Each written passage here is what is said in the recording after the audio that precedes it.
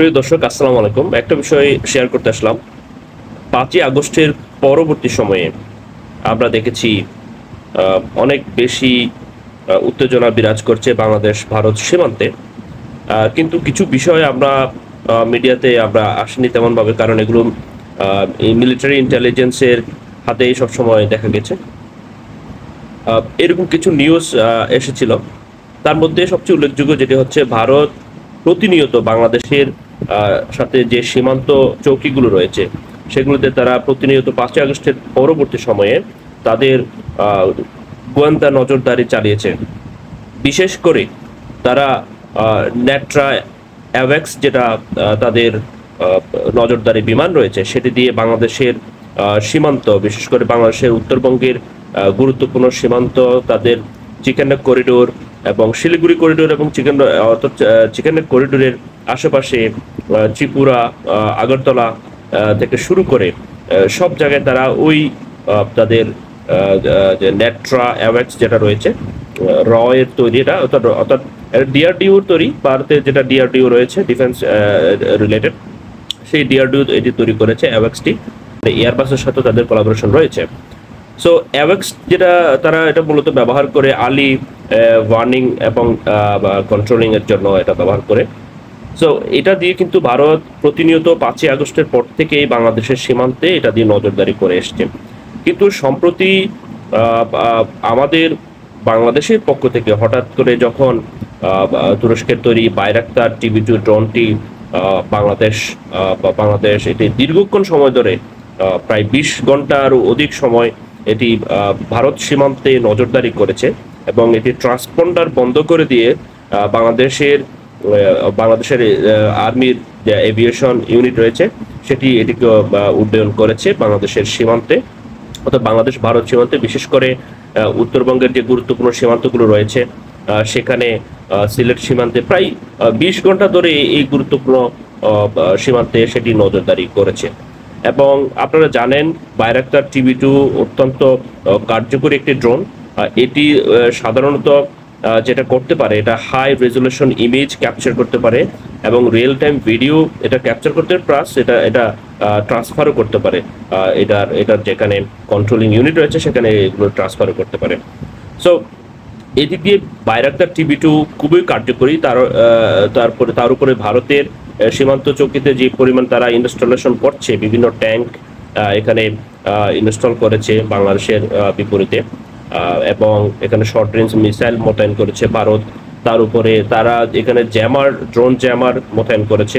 তো বাংলাদেশ যেটা করেছে, ভারত দীর্ঘদিন ধরে যে কাজটি করে এসছে সেটার বিপরীতে বাংলাদেশ যখন বাইরাক্তার TB2 ড্রোনটি তারা মোতায়েন করেছে, তখন ভারত অনেকটা নড়ে চড়ে বসেছে। কারণ এই নিউজটি হঠাৎ করে যখন সার্কুলেট হয়েছিল মিডিয়াতে, কারণ বাংলাদেশ বাইরাক্তার TB2 যখন সার্ভেলেন্স হিসেবে সীমান্তে ব্যবহার করছে, সাথে সাথে ভারত কি করেছে, ভারত তাদের যে দিল্লি থেকে তাদের এই নেট্রা অ্যাওয়াক্স, যেটাকে গ্লোবাল 5000 বলা হয়, সেই এয়ারক্রাফটটি নজরদারি এয়ারক্রাফটটি তারা দিল্লি থেকে উড়িয়ে এনে ভারতের পাটনা হয়ে বাংলাদেশের রাজশাহী সীমান্তে এসে এটা তাদের ট্রান্সপন্ডার বন্ধ করে দেয়।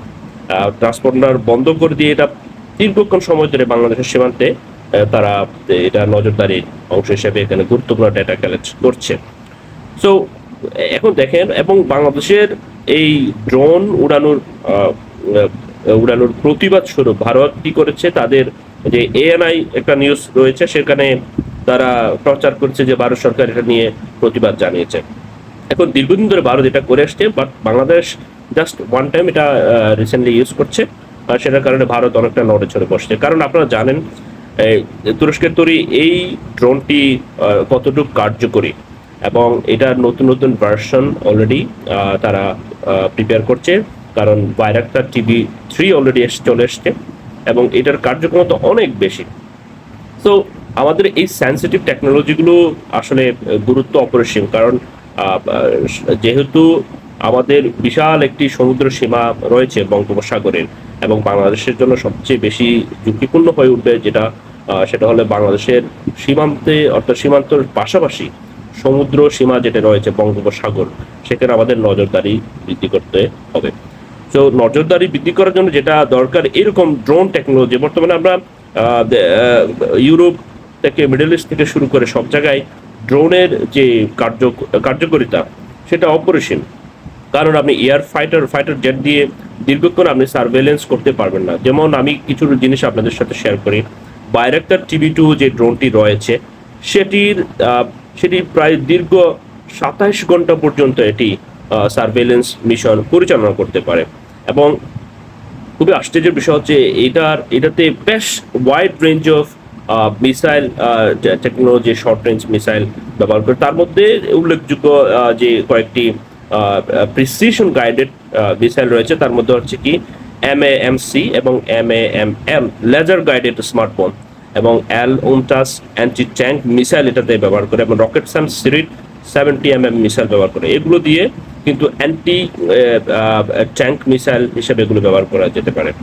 সো এগুলো কিন্তু সীমান্তে খুবই কার্যকরী, কারণ বাইরাক্টার TB2 মূলত এটা প্রস্তুত করা হয়েছে সার্ভেলেন্সের জন্য, বিশেষ করে সীমান্ত এলাকা এবং কন্টেস্টেড রিজিয়নে এটা খুবই পাওয়ারফুল। আরেকটা বিষয় হচ্ছে কি সার্ভিস সেলিং হচ্ছে কি একটা ড্রোন সর্বোচ্চ কত ফিট উপরে উঠতে পারে।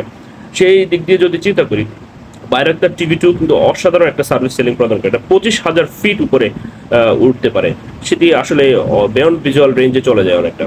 সো এখানে বোঝা যায় এটা খুবই কার্যকর হবে সীমান্ত এরিয়াতে। আর তাছাড়া এটার স্পিড, যে হাইয়েস্ট স্পিডটা প্রায় 222 কিলোমিটার স্পিড এটা উঠাইতে পারে, এবং ক্রুইজ স্পিড হচ্ছে 130 কিলোমিটার। আপনারা হয়তো একটু কনফিউজ হতে পারেন, ক্রুইজ স্পিড কি?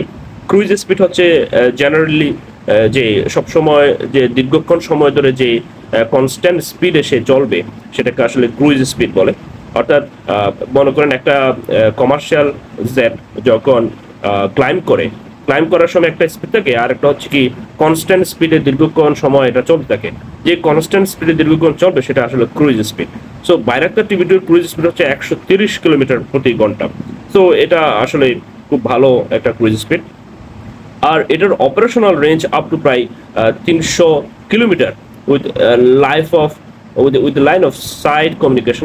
You mean like line of sight communication মানে হচ্ছে কি এটা ট্রান্সপন্ডার বন্ধ করে দিয়ে এটা যেটার কন্ট্রোলিং সেন্টার আছে, কন্ট্রোলিং রুমের সাথে এটা কমিউনিকেশন রাখতে পারে। এবং ভবিষ্যতে এটাতে স্যাটকম আনতেছে। স্যাটকম হচ্ছে কি স্যাটেলাইট কমিউনিকেশনের মাধ্যমে এটা অনেক দূরে এটা অপারেট করা যেতে পারে। আপনারা জানেন বাইরাক্টারের আরেকটি উন্নত ভার্সন রয়েছে, সেটা হচ্ছে বাইরাক্টার আকিঞ্চি, যেটি পাকিস্তানে অলরেডি রয়েছে।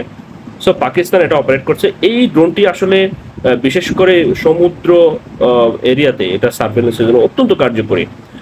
আমাদের বাংলাদেশে এই মুহূর্তে বেশ কিছু ইউনিট বাইরাক্টার আকিঞ্চি ক্রয় করা দরকার, কারণ বঙ্গোপসাগরের বাংলাদেশ নেভি যে সার্ভেলেন্সটি করে সেটি আমাদের অ্যাজ ইউজুয়াল এয়ারক্রাফট যেগুলো রয়েছে, সার্ভেলেন্স এয়ারক্রাফটগুলো দিয়ে নজরদারি করা হয়, যেগুলো ম্যানড এয়ারক্রাফট, আনম্যানড না।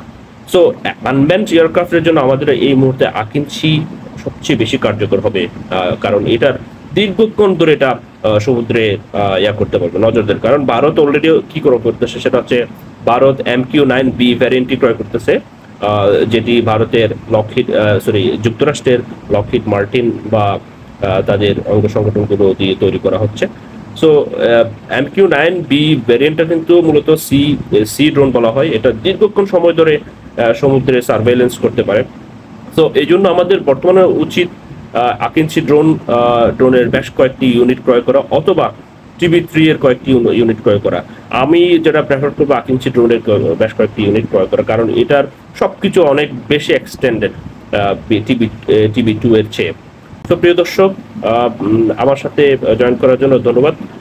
আসলে এই বিষয়টি শেয়ার করতে চাইছিলাম, কারণ বিষয়টি আসলে খুবই গুরুত্বপূর্ণ। সার্ভেলেন্সের জন্য ড্রোনের কার্যক্ষমতা অনেক বেশি। ফাইটার জেটের চেয়ে বর্তমান সময়ে দিনের পর দিন UAV অর্থাৎ আনম্যানড এরিয়াল ভেহিকলের গুরুত্ব দিনের পর দিন বৃদ্ধি পাচ্ছে। সো বাংলাদেশ আশা করি আমাদের এই উত্তর মডার্ন ওয়ারফেয়ারের জন্য এই গুরুত্বপূর্ণ ড্রোনগুলো আরো বেশি প্রক্রিয়া করবে। সবাই ভালো থাকবেন। আসসালামু আলাইকুম।